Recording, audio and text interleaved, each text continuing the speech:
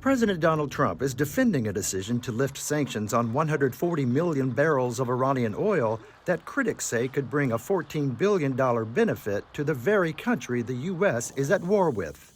I just want to have as much oil in the system as possible. And we don't even know if Iran gets that money. Frankly, I think it's very hard for them to get it.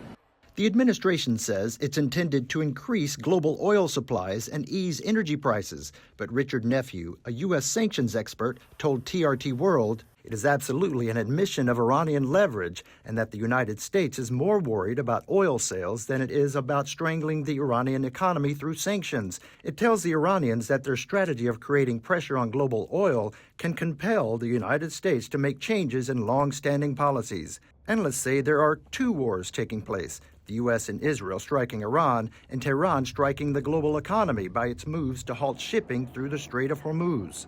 It will actually delay certain expenditures for segments of industry that are very energy intensive and have a ramification that is negative for GDP. Consumers are bearing the costs. But I would love to see the gas prices go down because everyone might not be financially able to meet the demands of these high prices. Look at that.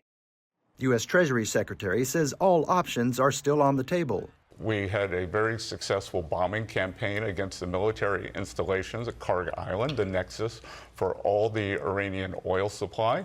Critics in Congress say easing sanctions on Iranian oil helps Tehran no matter what. Some analysts say other steps to tame energy costs are simply window dressing, including the tapping of the U.S. Strategic Petroleum Reserve and temporarily waiving a roughly 100-year-old regulation to allow foreign ships to move fuel between U.S. ports. The strategic reserves. Third, I lift some sanctions on Russia. So it's in my mind, it's more rhetorics and perception.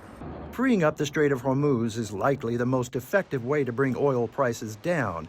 It remains to be seen if Trump moving his 48-hour deadline to open the strait is intended to buy more time for more military strikes or allow more negotiations. Craig Boswell, TRT World, Washington.